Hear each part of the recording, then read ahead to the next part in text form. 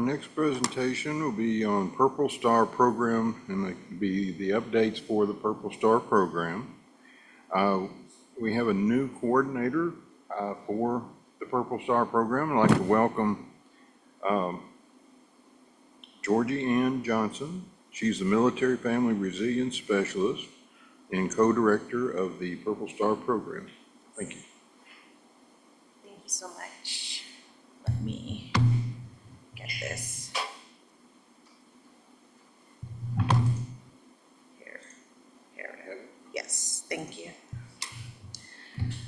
So, thank you. As Steve mentioned, I am the new co-director of the Purple Star program, and I'm just here to give some updates for our fall cohort. By a show of hands, does anybody know what the Purple Star Award is? Yeah, okay, good. I do have a brief introduction. So it's just a designation that reassures military-connected students and families, whether they are active duty, National Guard, reserves, or veterans, that their school is committed to supporting them. It also ensures that students receive the educational and social emotional skills they need to be ready for college, workforce, and just life in general. And the program is proudly supported by the U.S. Department of Defense and Military Child Education Coalition and the Military Interstate Children's Compact Commission. That is a mouthful. Currently, we have 41 states across the U.S. implementing this program and their schools and districts. And Kentucky, fun fact, was actually awarded in 2021 of September. So thank you. And then, all right. So this map of Kentucky is just going over the different counties in the state of Kentucky. We have counties where all the schools in at least one public school district have been awarded. So I know Monroe County, they were our first all-purple district, all-purple county. And then we have counties with at least one Purple Star school, as well as counties with no Purple Star schools, and then counties with their first ever Purple Star school. Currently in this fall cohort, we have 31 applications with 28 approved, and we're still working with around 3 schools just to make sure that they meet all of the requirements. Our application deadline was September 15th, and through September 15th, we're still actively working because we really want these schools to proudly support as well.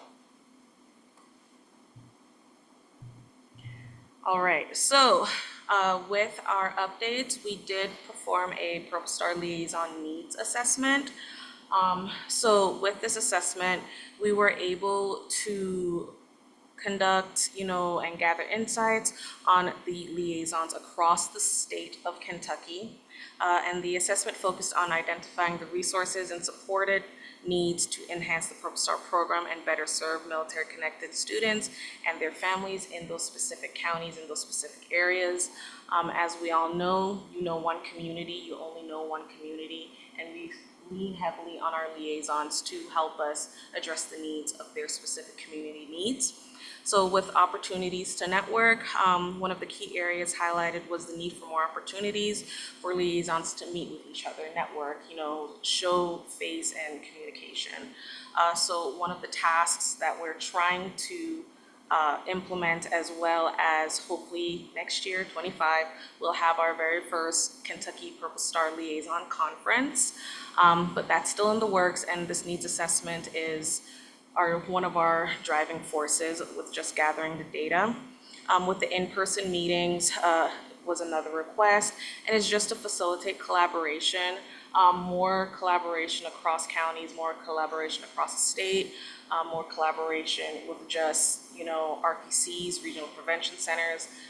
There's so many state contacts nowadays, and it's hard to just have that personal relationship with one, especially if it's a school district. So we're trying to facilitate those needs as best as we can. Funding opportunities, many of the liaisons express need for additional funding to support their initiatives. And again, that goes back to, one community, you only know one community. So again, we're leaning heavily on our liaisons to get back with us with those information. So we did redo our Purple Star Award website. We did have a makeover, a huge relaunch, and it was to design the website in a way that would serve as a resource to our community, as well as liaisons and just other community members, organization members as well.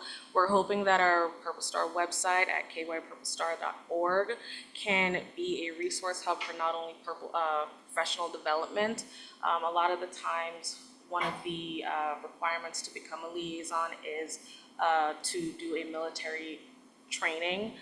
We actually have that under our information and tools for professional development, and we're constantly updating it to have the most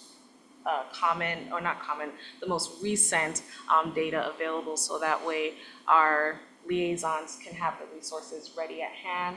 We also have resources for families. This is specifically, the bottom picture is specifically for schools, but we also have resources for families that is statewide. So we're trying to grow that resource hub so families and students, as well as liaisons, have access to it as well, and just making it more relevant. And if we're able to fine tune it, we're always open for suggestions. And my email is all over the website, so please, oh please, oh please, if you have any suggestions, please let me know. And then our last thing is our Purple Star USA conference. There will be 30 workshops featuring Purple Star programs across the entire state, across the entire nation. Outside of Kentucky, we also have Ohio and Oklahoma. Those are two other states that I know of off the top of my head that have been awarded the Purple Star Award, and they're striving and growing all of their school districts to become Purple Star affiliated. And then we're also excited to announce that Heather French Henry, our very own Kentucky, she's not a national monument, but still, our very own Kentucky original will be doing an opening speech, as well as we have Governor Bashir saying a few words as well. So that is this week on the 24th. So if you are able to hop on and just attend one of the workshops, that would be so grateful for us. And then, sorry, I'm going really fast. Any questions, comments, or concerns? Again, my name is Georgi-Anne Johnson, my email as well as our website.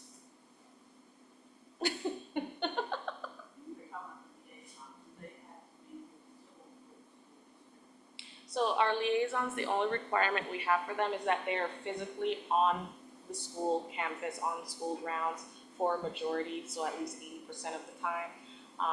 Our liaisons are going to be our first serving, resource for our military families and students. It doesn't have to be a teacher. It doesn't have to be a frisk. I've had a lunch staff apply to be a Purple Star liaison. We've had a principal. A majority of the time, though, it is the frisk because they are the resource coordinator, essentially. But if it's outside of the frisk, we've had fourth grade teachers, principals, again, parent volunteers that are on campus all the time. So it's very broad in what the liaisons can do. Any other questions?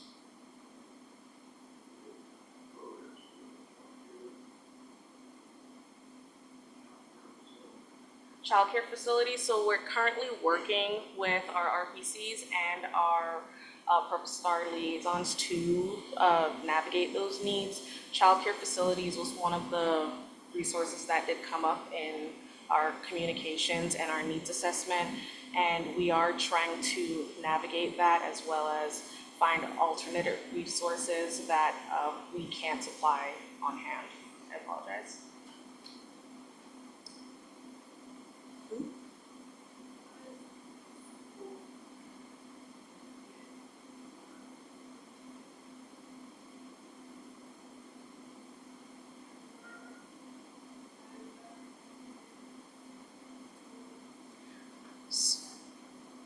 So when we use the term military connected, you don't necessarily have to be a spouse or a child. You can be a sibling, or you can just want to support the cause. So that's what we encompass when we say military connected. For myself personally, I have 4 other siblings, so there's 5 of us total. I'm the only civilian sibling amongst my other siblings. So I'm military connected in the sense of my siblings were the ones who went on active duty. So in that sense, I would consider myself military connected, as well as just understanding the differences between, if God forbid another war were to happen with that involved US troops. You know, I would be the one concerned that my siblings would have to go back out and serve. You know, and then it's just understanding that. To answer your question directly, for the schools, it could be someone who, again, it could be a spouse, child, friend, sibling. It doesn't you don't necessarily have to be the one who is a veteran active duty or reserves.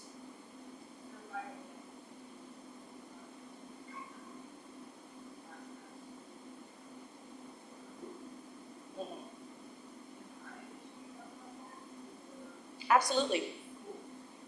You can initiate that process, absolutely. We advise that you go to the Purple Star website.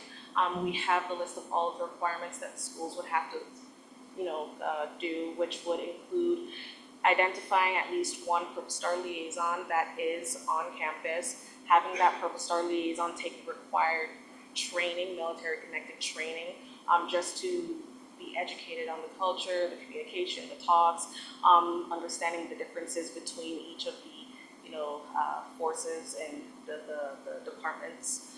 And then with that, we encourage the schools to perform at least one military connected event. So Veterans Day is always a big deal. But outside of Veterans Day, a lot of our kids, we don't have that identifying factor of, are you military connected?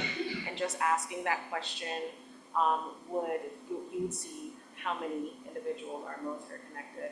And with doing so, I've seen where schools have had a coming home ceremony or a going away ceremony, and that was just based in their small community. So after performing at least one military connected event, the next is having the resource page on your school website, just so families who are, let's say, trying to find if their school can support military initiatives, having that as a local resource on your school webpage, as well as a list of all other local resources, if possible. Any questions? All right. Thank you so much.